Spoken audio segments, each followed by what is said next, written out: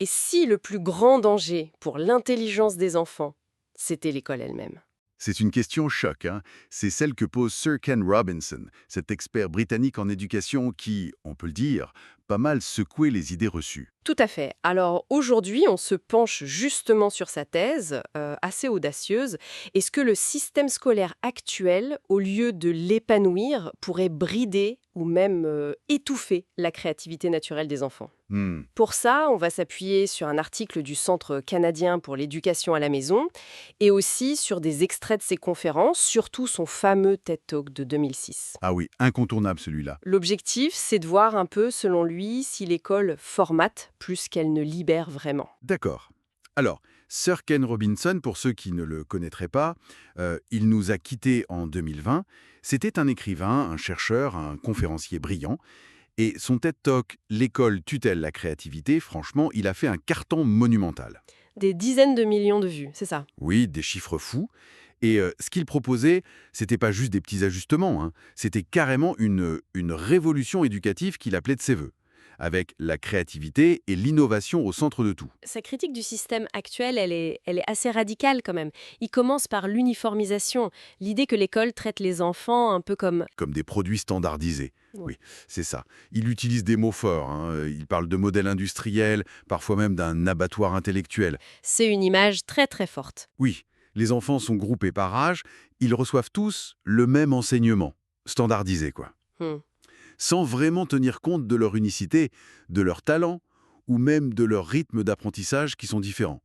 Pour lui, c'est nier la diversité humaine à la base.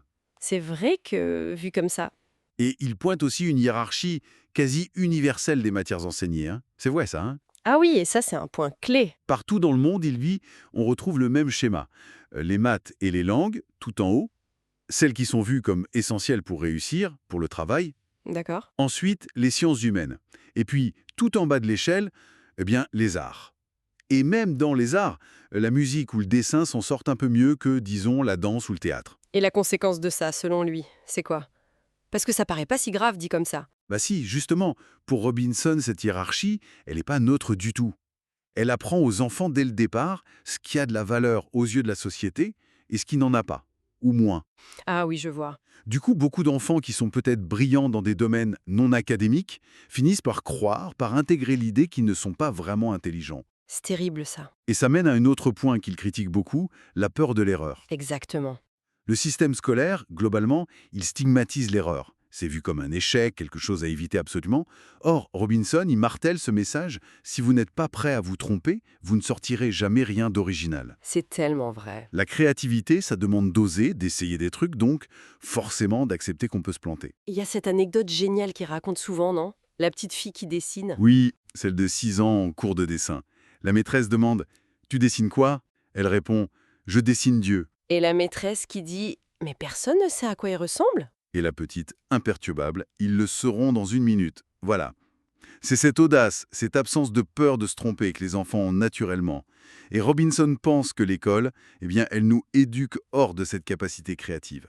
On la perd en grandissant. C'est fou quand on y pense. Et cette peur de l'erreur, plus la hiérarchie des matières, ça découle, d'après lui, d'une sorte d'obsession pour un type d'intelligence, l'intelligence académique analytique. Le système serait presque fait pour produire des profs d'université. Ah oui, carrément. C'est un peu l'idée.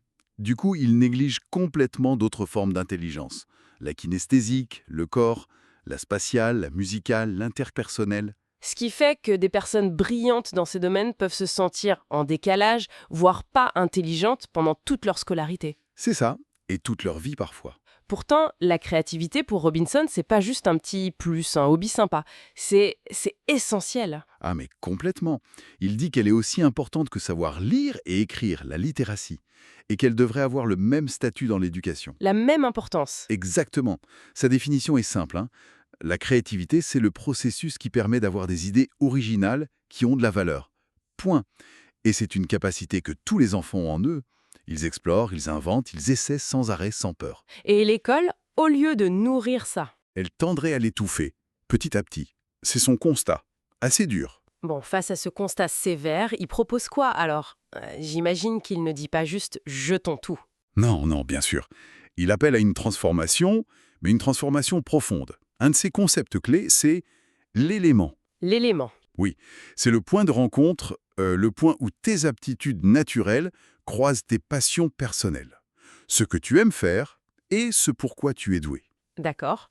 Et pour lui, le but de l'éducation, ça devrait être d'aider chaque personne à trouver son élément. Il donne souvent l'exemple de Gillian Lynn, La chorégraphe de Cats? c'est ça? À l'école, elle était vue comme une enfant difficile, agitée, incapable de se concentrer. On allait presque lui donner des médicaments. Et puis, un médecin a eu l'intuition de laisser la musique et de l'observer. Elle s'est mise à danser. Il a dit à sa mère, « Votre fille n'est pas malade, elle est une danseuse. » Incroyable. Ça change toute une vie en regard comme ça. Précisément. D'un diagnostic de trouble, on passe à la découverte d'un talent immense. Donc, au lieu du modèle actuel linéaire, standardisé, Robinson plaide pour un modèle éducatif qu'il appelle organique. Organique, c'est-à-dire. Un modèle qui s'adapte à l'individu, qui reconnaît qu'il y a plusieurs formes d'intelligence, qui encourage la curiosité, la collaboration, et qui cultive activement la créativité. Il parle même d'une nouvelle écologie humaine. Une écologie humaine, qu'est-ce qu'il entend par là? C'est une belle image, je trouve. De la même manière qu'on réalise aujourd'hui la richesse incroyable, mais aussi la fragilité des ressources naturelles de la Terre, on devrait reconnaître et cultiver l'immense diversité des talents et des intelligences humaines. C'est ça la vraie richesse. Il s'agit d'éduquer l'être humain entier, le corps, l'esprit, les émotions, la créativité, pour que les jeunes soient prêts à affronter un avenir qu'on sait imprévisible, où la capacité d'innover, de s'adapter sera absolument cruciale. Ce n'est pas rejeter le savoir académique donc, mais le remettre à sa juste place, en équilibre avec le reste? C'est tout à fait ça, un rééquilibrage fondamental. Alors, et toi, as-tu laissé l'école éteindre ta créativité? Ou as-tu su la raviver à ta façon? Si ce genre de questions t'interpelle, si tu sens qu'il y a encore une étincelle en toi, alors je t'invite à rester avec nous. Ici, chaque semaine, on explore ces instants oubliés, ceux qui bousculent, qui réveillent, qui transforment. Abonne-toi, active la cloche et rejoins la communauté, parce qu'on n'a pas fini de regarder le monde autrement.